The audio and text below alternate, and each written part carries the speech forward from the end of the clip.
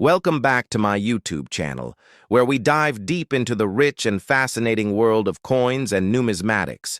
And today, we turn our full attention to the Jefferson Nickel minted in the year 1953, a coin that represents more than just 5 cents in value. It is a piece of American history, art, and legacy.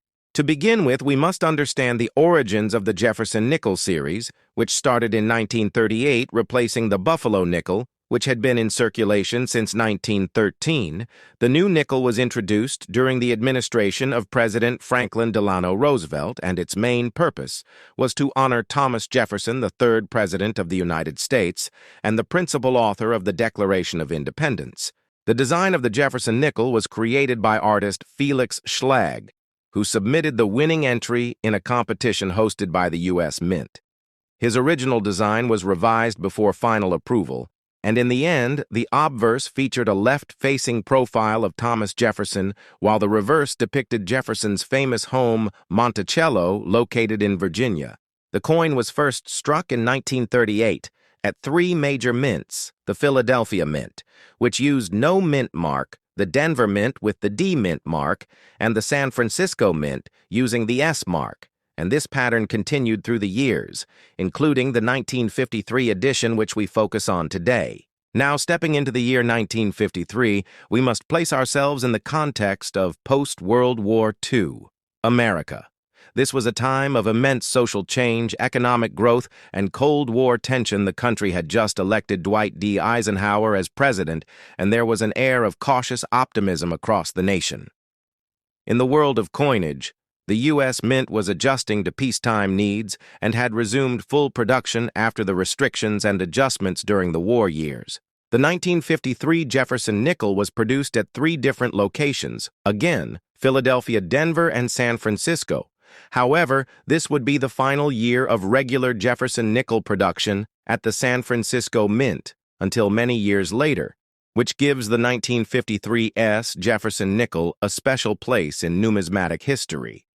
The San Francisco Mint actually stopped striking regular issue coins after 1955, focusing instead on proof and special mint sets, and not returning to general coinage production until decades later. In total, the U.S. Mint produced more than 143 million Jefferson Nickels in 1953. The Philadelphia Mint led the way with over 76 million coins, the Denver Mint struck over 59 million, and the San Francisco Mint contributed approximately 19 million, and because of this, the 1953 Jefferson Nickel is considered the key issue of the year, not for its mintage, which was still in the millions, but for the historical significance of being among the last regular strike coins from that mint during this era. From a design standpoint, the 1953 Jefferson Nickel remains consistent with previous years. It features Thomas Jefferson on the obverse, with inscriptions along the rim, including "In God We Trust, Liberty," and the date. 1953 on the reverse, the image of Monticello is centered with inscriptions reading "E pluribus unum," Monticello 5 cents, and United States of America. However, collectors often look at finer details such as strike sharpness, die polish, die deterioration, and plancher quality, and many Jefferson Nickels of the early 1950s can be found with weak strikes, particularly from the Denver and San Francisco mints, due to worn dies and aging equipment.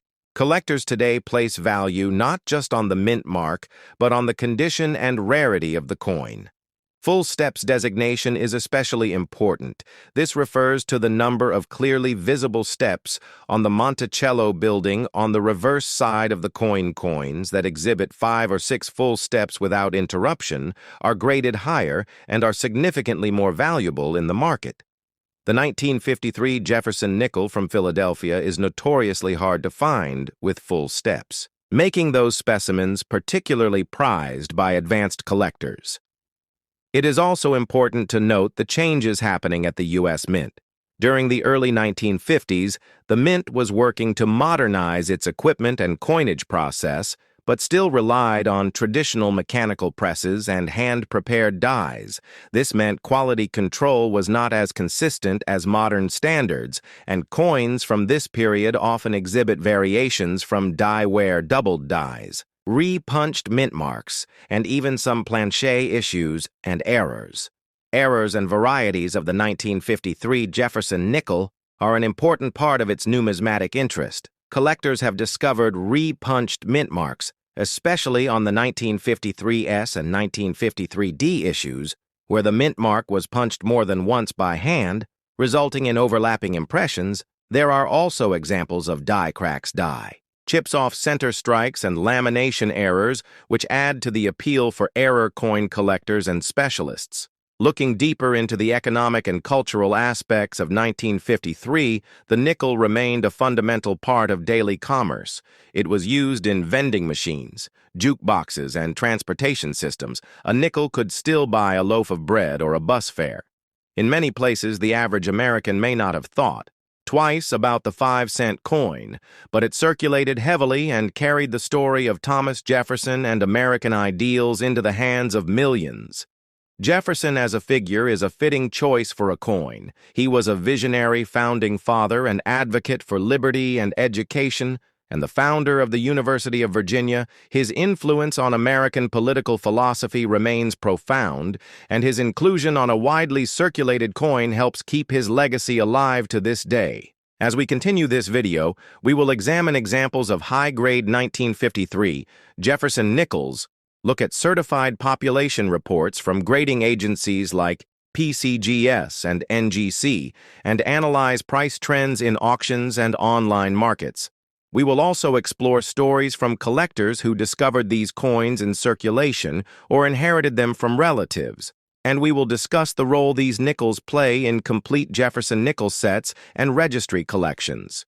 We will take a close look at grading standards using visual examples to show the difference between a circulated coin, a mint state coin, and a full steps example, and we will compare these coins across the three mints, Philadelphia, Denver, and San Francisco, explaining the minor differences in DI characteristics, metal composition, and strike quality. As we continue our exploration of the 1953 Jefferson nickel, it is important to look at the broader context of American coinage during the 1950s and how the values of this time were reflected in the coinage system.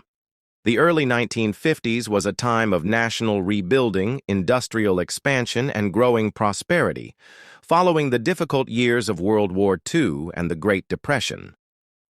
The United States Mint played a vital role in reflecting stability and continuity through its coin designs, and the Jefferson nickel was a symbol of that era.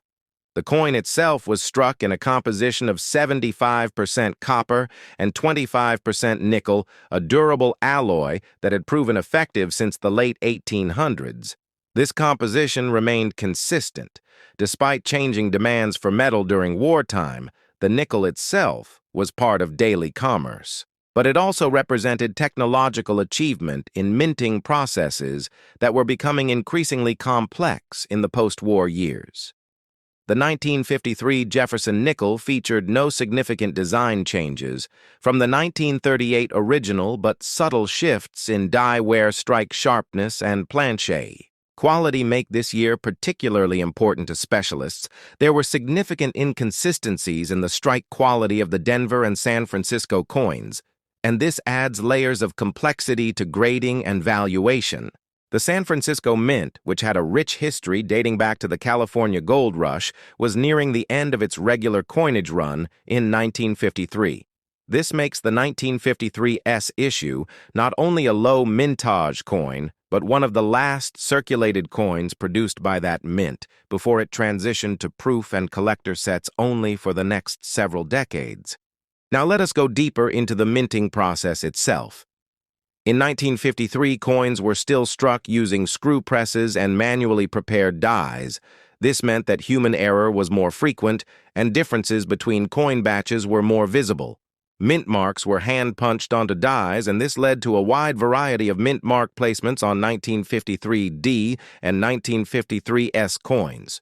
The Jefferson nickel as a series is one of the most collected coin types in the United States. Many collectors build full date and mint mark sets with a focus on condition and varieties, and the 1953 coins provide a particularly interesting challenge for these collectors because of the limited availability of full-step specimens and the uneven quality of minting across locations.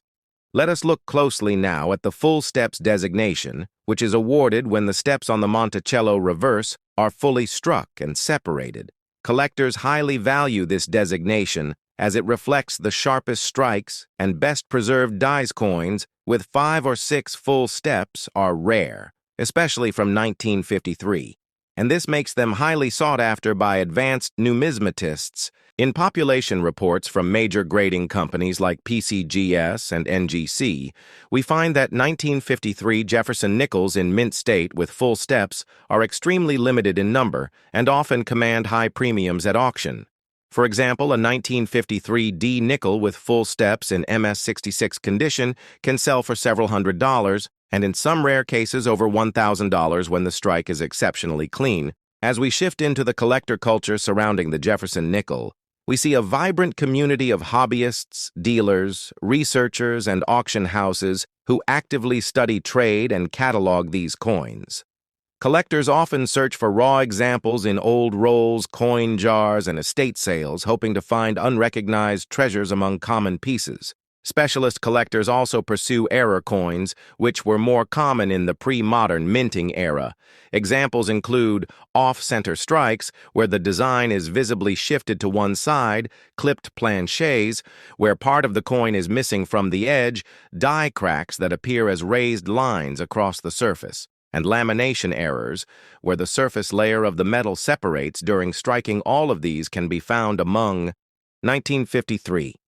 Jefferson nickels, and each error tells a story of how the minting process sometimes broke down under pressure. Turning now to the proof versions, although no proof nickels were struck in 1953 due to the temporary suspension of proof sets from 1943 to 1949, and their reintroduction in 1950, proof Jefferson nickels were only made in Philadelphia starting in 1950 and continuing thereafter. Thus, 1953 does not have a proof version, but collectors often compare it to proof-like examples which occasionally appear among high-grade business strikes with especially reflective fields and sharp detail. Looking at the design of the Jefferson nickel in a broader cultural sense, we see the portrait of Jefferson by Felix Schlag as a product of 1930s neoclassical design. His rendering of Jefferson was based on sculptural representations and historical paintings, while Monticello on the reverse was inspired by classical architecture and designed to symbolize Enlightenment reason and individual liberty concepts that Jefferson championed. In fact, Monticello was more than just a home.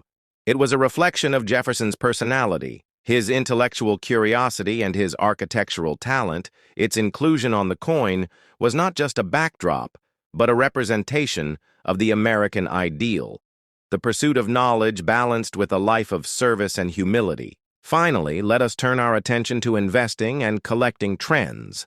The Jefferson nickel series is often undervalued compared to silver coinage, but this provides a unique opportunity for collectors to obtain historically significant coins at accessible prices, especially for mid-century issues like the 1953 nickels building a complete set with full steps. Examples from each mint remains a challenge that attracts both new and experienced collectors. In conclusion, the 1953 Jefferson nickel is far more than a simple 5-cent coin. It is a bridge between the wartime economy and the prosperous years that followed it, is a closing chapter for the San Francisco Mint's role in circulating coinage. It is a product of early 20th century design paired with mid-century minting technology, and it is a challenge to collectors who seek quality, rarity, and history in every piece they examine. This concludes the extended historical narrative, but we will now proceed with visual comparisons, coin grading walkthroughs, auction price data, and collector interviews in the remainder of this video. Its entirety. To truly understand the 1972 Jefferson nickel, we must start with the origins of the Jefferson nickel itself. The Jefferson nickel was first introduced in the year 1938, replacing the Buffalo nickel, which had been in circulation since 1913. The decision to replace the Buffalo nickel came after the U.S. Mint determined it was time to redesign the 5-cent coin, as the design of a coin could be legally changed after 25 years without the need for congressional approval. So in 1938, the United States Mint held a public competition, inviting American artists to submit their designs for the new nickel. The winning design came from artist and sculptor Felix Schlag, whose depiction of Thomas Jefferson, the third President of the United States, was chosen for the obverse, while his original reverse design was altered to better showcase Jefferson's Monticello estate. Felix Schlag's final design was placed into circulation in late 1938 and would remain largely unchanged for decades. The obverse features a left-facing portrait of Jefferson, while the reverse displays the neoclassical architecture of Monticello Jefferson's Virginia home. The design captured the spirit of American democracy and innovation, and with the Jefferson nickel's continued use through various wars, economic downturns, and cultural shifts, it became a staple of American coinage. Now we turn our attention specifically to the 1972 Jefferson nickel to understand its context. We must examine the state of the United States and the Mint during the early 1970s. The year 1972 was marked by a number of political and economic developments. The United States was still entangled in the Vietnam War, which had been ongoing for nearly 2 decades. The country was preparing for a presidential election, as Richard Nixon was. Approaching his campaign for a second term, the American economy was facing inflationary pressure, and public trust in government institutions was gradually declining. Despite these challenges, the Mint continued its operations, producing billions of coins each year to support the growing needs of commerce. The 1972 Jefferson nickel was minted at 3 different locations: the Philadelphia Mint, the Denver Mint, and the San Francisco Mint. Each of these locations played a role in creating coins for circulation and collector sets. The Philadelphia Mint produced coins without a mint mark, while the Denver Mint used a D mint mark, and the San Francisco Mint used an S mint mark. But in 1972, most nickels from San Francisco were made as proof coins intended for collectors rather than for everyday circulation. From a numismatic perspective, the 1972 Jefferson nickel is not particularly rare in circulated condition, as hundreds of millions were struck that year. However, collectors value certain characteristics that make some 1972 nickels far more desirable. These include full steps designations, where the steps on Monticello on the reverse of the coin are fully struck and visible. This feature can greatly increase the value of a coin, as it demonstrates a high level of detail, and a clean strike from the dies used in production achieving full steps can be difficult, and is often seen as a sign of a higher-grade coin. In terms of mintage, the Philadelphia Mint struck over 217 million Jefferson nickels in 1972. The Denver Mint produced more than 351 million, while the San Francisco Mint created approximately 3.2 million proof coins. This makes the 1972 D Jefferson nickel the most common among the 3 mints. However, quality control varied, and finding well-struck examples from any of the mints remains a challenge for dedicated collectors. When examining a 1972 Jefferson nickel, collectors also look for errors and varieties. These can include die clashes, die cracks, off-center strikes, double die obverses or reverses, and repunched mint marks. One well-known variety from the 1970s includes doubled dies, where the design elements appear to be duplicated, slightly offset due to a misalignment during the die creation process. While there are no widely recognized doubled die varieties specifically attributed to the 1972 Jefferson nickel, examples of minor doubling may still exist and can command a premium depending on clarity and rarity. The condition of a coin also significantly affects its value. A 1972 Jefferson nickel, in average circulated condition, is worth its face value of 5 cents. But uncirculated examples, especially those with full steps, can be worth several dollars or more. High-grade proof coins from San Francisco with mirror-like surfaces, deep cameo contrast, and clean fields can fetch premium prices in the collector market. To understand why collectors are drawn to the Jefferson nickel, we must also look at Thomas Jefferson himself. He was one of the most influential founding fathers of the United States, the principal author of the Declaration of Independence, and the third president of the country. His advocacy for liberty, republicanism, and education shaped American political philosophy for generations to come. His home, Monticello, is not only a marvel of neoclassical architecture, but also a symbol of his Enlightenment ideals. Jefferson's image on the nickel represents more than a historical figure. It embodies the aspirations of a young nation seeking independence, innovation, and integrity. The Jefferson nickel's endurance through history is also noteworthy. It survived the transition from silver to clad coinage that occurred in other denominations. It witnessed the removal of silver from dimes and quarters in 1965 and stood as one of the few denominations to maintain a consistent metallic composition. Since World War II, the alloy of the Jefferson nickel is composed of 75% copper and 25% nickel, a combination chosen for durability and resistance to corrosion. This same composition was used during the war years except from 1942 to 1945, when the wartime nickels were struck with a composition of copper, silver, and manganese to conserve nickel for military use. As we explore the production and legacy of the 1972 Jefferson nickel, it becomes clear that even common coins can tell us volumes about our history, our values, and our identity as a nation. The process of coin design, minting, and distribution involves a complex network of artists, engravers, historians, engineers, economists, and public officials, each contributing their expertise to ensure that the coins in our pockets represent the best of American craftsmanship and heritage. The appeal of collecting Jefferson nickels lies in the thrill of the hunt, the joy of finding a high-grade specimen, the discovery of a rare variety or error, and the satisfaction of building a complete set spanning decades of American history. The 1972 Jefferson nickel is just one chapter in this story, but it is a meaningful one. Its place in the 1970s, a period of transformation, tension, and progress, mirrors the evolving role of coinage in a modernizing society. In conclusion, the 1972 Jefferson nickel may seem like an ordinary coin to some, but to numismatists, historians, and collectors, it is a key piece in the larger puzzle of American culture and heritage. It represents the legacy of Thomas Jefferson, the evolution of coin design, and the enduring role of money in everyday life.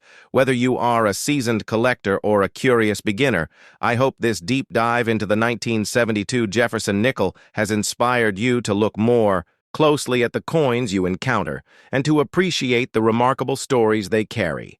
Stay tuned as we continue to uncover more stories and secrets from the world of coin collecting right here on this channel. And remember, every coin has a history and every history has a voice waiting to be heard. Pence Coin was first introduced in the United Kingdom in 1982 as part of a broader decimalisation process which had begun in 1971 when the UK moved from the old pounds, shillings, and pence system to a modern decimal system.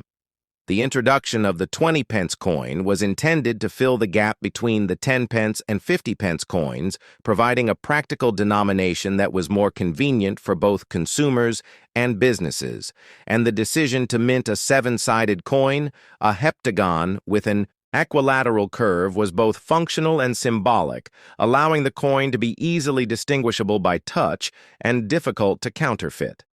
The 2007 20 pence coin continues the legacy of this denomination, but with its own unique context in terms of design, political landscape, and monetary policy at the time. In 2007, the coin still featured the third portrait of Queen Elizabeth II, designed by Raphael Makhlouf, which had been in use since 1998. This portrait depicted the Queen wearing the tiara known as the Girls of Great Britain and Ireland, which was a wedding gift from Queen Mary to Princess Elizabeth in 1947. This iconic image conveyed a sense of continuity, stability, and tradition during a period of rapid change in the UK and the wider world. On the reverse of the 2007 20-pence coin, we see a classic design by William Gardner featuring a crowned Tudor, rose a national symbol of England, combining the white rose of York and the red rose of Lancaster. This imagery dates back to the end of the Wars of the Roses in the 15th century, when the two rival houses were united through the marriage of Henry VII and Elizabeth of York. The use of this powerful emblem on the coin reflects a deep connection to English heritage and the consolidation of national identity over centuries. The 20-pence coin itself is made of nickel, a durable and corrosion-resistant alloy composed of 84% copper and 16% nickel, giving the coin its silvery appearance and long-lasting properties. The coin has a mass of 5 grams, a diameter of 21.4 millimeters, and a thickness of 1.7 millimeters, which remains consistent with earlier issues, ensuring that vending machines and automated systems could recognize and accept the coin without the need for technical recalibration. Economically, the year 2007 marked a period of relative stability in the UK, following more than a decade of economic growth, low unemployment, and high consumer confidence. However, beneath the surface, there were emerging signs of the global financial crisis which would erupt fully in 2008. The 2007 20-pence coin therefore represents a moment just before a major historical turning point, a coin from the final phase of what was often called the boom years under the government of Prime Minister Tony Blair and Chancellor Gordon Brown. In terms of mintage, the Royal Mint produced over 100 million 20-pence coins in 2007, which makes this particular year a common one in terms of circulation. However, collectors still find interest in this coin due to its placement within the timeline of British numismatic history, especially as the very next year in 2008, a significant redesign of the reverse would be introduced as part of the Royal Shield series. This means the 2007 version is one of the last to feature the traditional Tudor rose before the new modernist shield design took its place.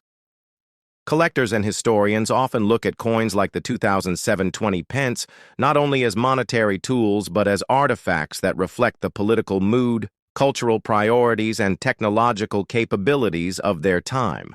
For instance, the coin's continued use of the Tudor rose in 2007 shows a commitment to traditional motifs even as the UK was becoming more diverse, globalized, and modern in its outlook and economy.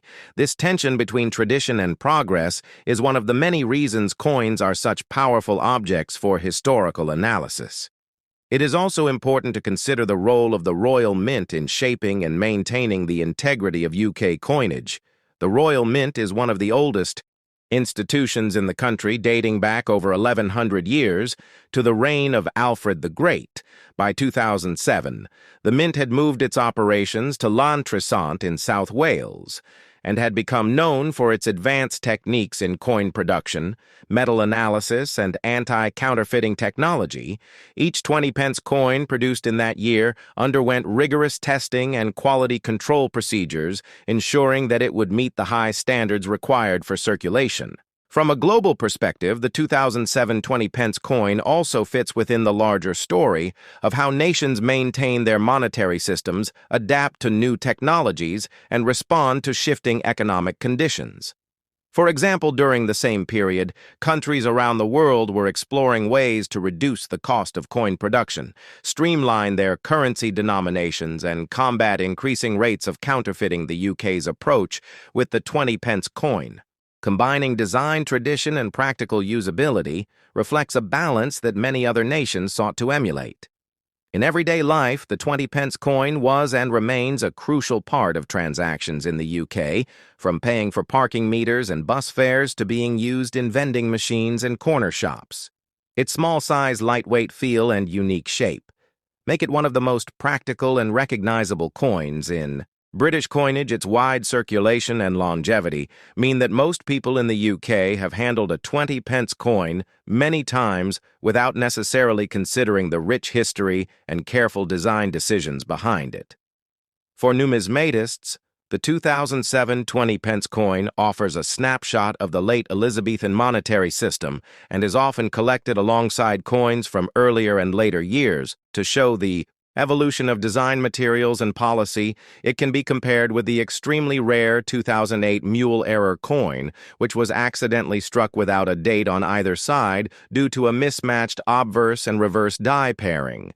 This infamous error caused a stir in the numismatic community and added a layer of attention to the 20-pence denomination, more generally highlighting how even small changes can have big implications in coin production.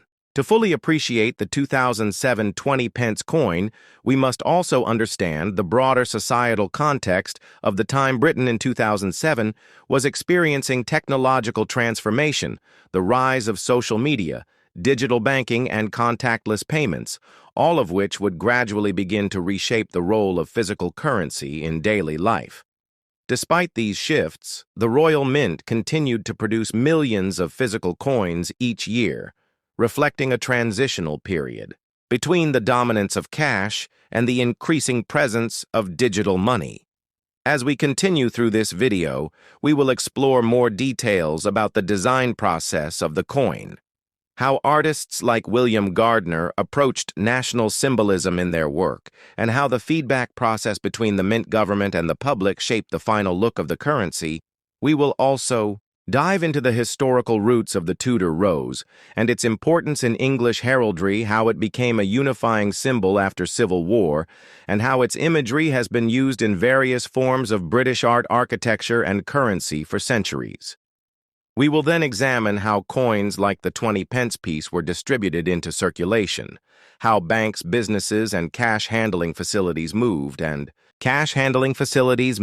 stored these coins, and what logistical systems were in place to ensure a smooth supply across the nation. We will discuss how the Royal Mint determines how many coins to produce each year, what factors influence mintage levels, and how economic indicators such as inflation, interest rates, and consumer behavior play a role in shaping those decisions. By tracing the journey of a single 20-pence coin from its design conception through production, minting, distribution, and use in everyday transactions, we will uncover not just the history of a coin, but the story of a nation, its culture, its values, its priorities, and its vision for the future. And that is what makes coin collecting so powerful and fascinating. Every coin is a time capsule, a miniature piece of history that fits in the palm of your hand and carries with it the echoes of centuries of change and continuity. So stay tuned as we now take an even deeper dive into the numismatic artistry, historical significance, and cultural heritage of the 2007 20-pence coin, exploring every angle from the design table to the pocket, from the Royal Mint to the coin collector's album, and from the symbolic to the practical, in a story that spans generations and offers insight into what makes British coinage so enduring and so unique.